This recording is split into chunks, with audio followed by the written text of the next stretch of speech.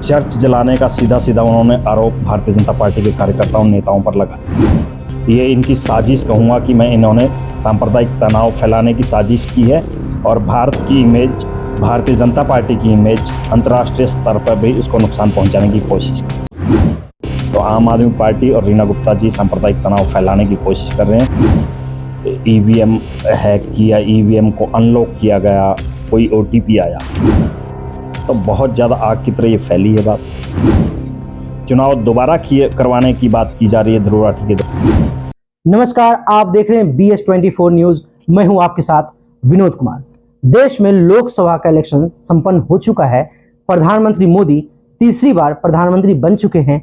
Italy के दौरा करके भी आ चुके हैं। G7 में लगातार कई सालों से पार्टिसिपेट कर रहे हैं। अभी हमारे साथ मौजूद है धनराज बंसल जी। इनसे हम बात करेंगे, कुछ ताजा मामले हैं उसको लेकर।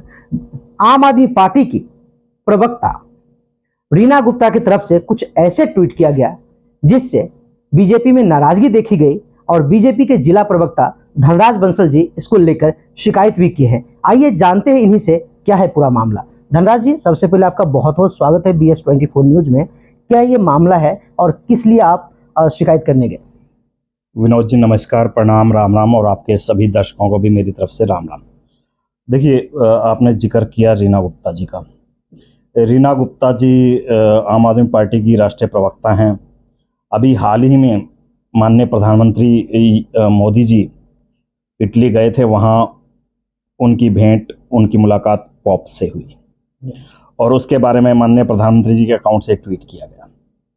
उस ट्वीट के जवाब में रीना गुप्ता जी ने लिखा, जिसका हिंदी अनुवाद मैं कर रहा हूँ, अंग्रेजी में वो ट्वीट था कि अब जब प्रधानमंत्री जी पॉप से हक कर लिए हैं, मिल लिए हैं, तो उम्मीद करती हूँ कि इसके बाद इनके पार्टी के लोग क्रिश्चियन से नफरत करना बंद करेंगे और चर्च जलाना बंद करेंगे।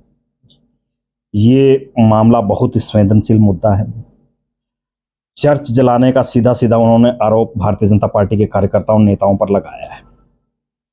इससे आपसी सौहार्द की बजाय सांप्रदायिक तनाव फैलने की गुंजाइश है।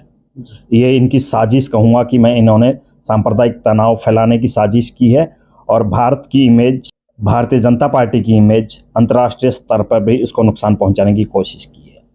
बहुत गंभीर मामला है। इसके बारे में मैंने माननीय गृह मंत्री जी को, जिला उपायुक्त गुरुग्राम पुलिस, हरियाणा के मुख्यमंत्री साहब को लिखा है, शिकायत ईमेल से शिकायत भेजी है और उनसे निवेदन किया है कि इन मोहतरमा से प्रूफ मांगे जाएं कि भारतीय जनता पार्टी के लोगों ने कब किस चर्च को जलाया और इनके खिलाफ कार्रवाई की जाए। IPC की जो भी संबंधित धाराएं हैं उनको इनके खिलाफ कार्रवाई की जाए। ये सांप्रदायिक तनाव फैलाने की कोशिश है और ये केवल रीना गुप्ता जी नहीं, मैं तो मानता हूं कि ये आवाज़ जो है, ये कहना जो है, ये ट्वीट जो है आम आदमी पार्टी का है। तो आम आदमी पार्टी और रीना गुप्ता जी सांप्रदायिक तनाव फैलाने की कोशिश कर रहे हैं। इसके खिलाफ एक्शन होना चाहिए, जरूर से जल्द इसके खिलाफ एक्शन हो, इनका ट्विटर अकाउंट बंद हो, इनको सजा हो। तो आपने शिकायत की बात की, आपने तमाम जगह पे शिकायत की, किस तरह की कार्रवाई का आश्वासन मिला है? अभी मैंने कल रात को ही इसकी ईमेल भेजी है। इससे पहले मैंने ट्वीट पे किया था, लेकिन ऑफिशियली ऑन द रिकॉर्ड मैंने ईमेल भेज के कार्रवाई की मांग की है, निवेदन किया है। तो देखते हैं अब अधिकारी और गृह मंत्रालय इसको कैसे लेता है। अभी मेरे पास इसके बारे में कोई एक्नॉलेजमेंट या कुछ अपडेट फर्दर नहीं। आपने शिकायत की बात की तो एक और मामला तुल पकड़ रहा है, जो यूट्यूबर है, काफ़ी पॉपुलर है, इलेक्शन के टाइम में भी काफ़ी पॉपुलर रहे, ध्रुव राठी की मैं बात कर रहा हूँ। उनकी तरफ से आरोप लगाया गया कि महाराष्ट्र के एक मिनिस्टर का भाई या मिनिस्टर का मोबाइल जो है वो कनेक्टेड था EVM से और वो बहुत ही कम वोट से, 48 वोट से जीता है। वहाँ पे फिर इलेक्शन हो, उस मामले के लेकर के भी काफ़ी नाराज़गी देखी जा रही है और उसमें भी आपने कुछ एक्शन लिया, उस पर क्या कहना चाहेंगे आप? देखिए, ध्रुव राठी ने जो ट्वीट किया उसमें लिखा कि भारतीय जनता पार्टी के उम्मीदवार यहाँ से 48 वोटों से जीते, ईवीएम हैक किया, ईवीएम को अनलॉक किया गया, कोई ओटीपी आया। चुनाव आयोग बार बार ये कहता रहा है कि ईवीएम अनकनेक्टेड मशीन है, किसी वायरलेस से कनेक्टेड नहीं है, किसी वाईफाई से कनेक्टेड नहीं है, स्टैंड अलोन मशीन है, इसको हैक नहीं किया जा सकता। लेकिन बहुत से लोगों द्वारा इस बारे में गलत प्रचार किया जाता रहा है। मिड डे अखबार जिसने ये किया उसको चुनाव आयोग ने नोटिस जारी किया, ये कल मीडिया में आया, चुनाव आयोग ने भी लिखा। अब मिड डे की जितनी रीच रही होगी उससे कहीं ज़्यादा ध्रुव राठी की उस ट्वीट की रीच है। अगर आप देखेंगे ट्विटर पे जाके, एक्स पे जाके, तो उसकी जो रीच है, जो व्यू है उस पर्टिकुलर ट्वीट की 2 मिलियन से ज़्यादा है। तो बहुत ज़्यादा आग की तरह ये फैली है बात। इसमें चुनाव आयोग की क्रेडिबिलिटी पर शक किया जा रहा है। हिंदुस्तान में जो चुनाव हुआ उस पर शक किया जा रहा है। चुनाव दोबारा करवाने की बात की जा रही है ध्रुव राठी के द्वारा, जो सरासर गलत है। इससे देश में कहीं ना कहीं तनाव या असंतोष पैदा होने के चांसेस हैं, गुंजाइश है। और ये लगता है ऐसी ही भावना से, ऐसी ही इंटेंशन से ये किया जा रहा है। तो ऐसे लोगों पर जब चुनाव आयोग मिड डे अखबार को नोटिस जारी कर रहा है तो इनको भी नोटिस जारी हो, इनके खिलाफ भी एक्शन हो। और जैसा कि मुझे पता लगा है, आप भी शायद बता रहे थे, ये ध्रुव राठी जो हैं जर्मनी की नागरिकता वाले हैं। अभी इनके पास जर्मनी की नागरिकता है, बाहर देश में रह रहे हैं, विदेश में रहते हैं। ये विदेश का भारतीय राजनीति पर, भारत के अंदरूनी मामलों पर डायरेक्ट इंटरफेरेंस का मामला है।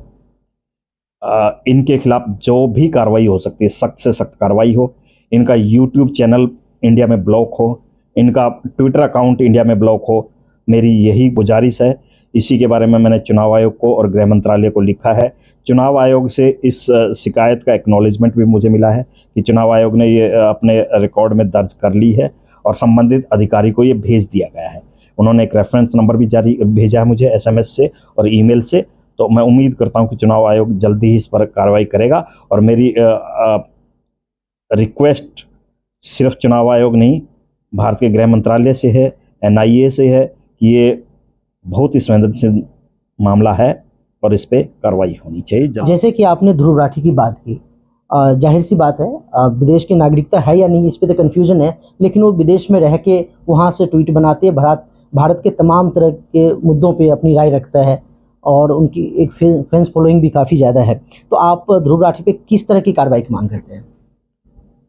देखिए, इनका जो ये फैलाने के जो माध्यम हैं वो हैं ट्विटर अकाउंट और यूट्यूब चैनल। तो अगर ये दोनों बंद कर दिए जाएं, इनको हिंदुस्तान में ब्लॉक कर दिया जाए, इनके ट्विटर अकाउंट को और इनके यूट्यूब चैनल को, तो इनका जो भी ये दुष्प्रचार करने का है वो रुक जाएगा। पहली चीज़ तो ये है, इनिशियल स्टेप ये है।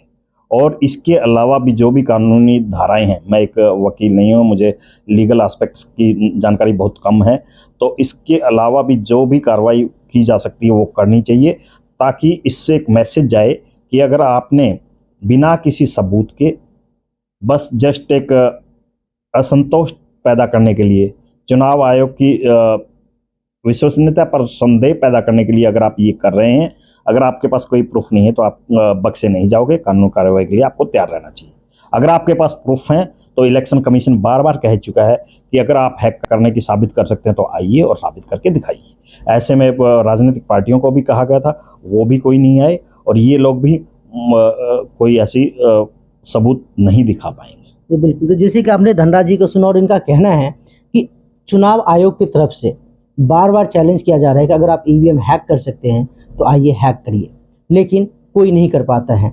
इलेक्शन हो जाता है, इंडी अलायंस की भी अच्छी खासी सीटें आती है और एक चर्चा का माहौल बनता है कि पहली बार EVM पर सवाल नहीं उठ रहा है, लेकिन चुनाव के बाद इस तरह के सवाल कहीं न कहीं देश के संप्रभुता और इलेक्शन कमीशन की विश्वसनीयता, या फिर अगर हम बात करें आम आदमी पार्टी के प्रवक्ता के ट्वीट, तो ये कहीं न कहीं अगर विवादास्पद है और गलत है तो इस पर कार्रवाई की मांग की जा रही है।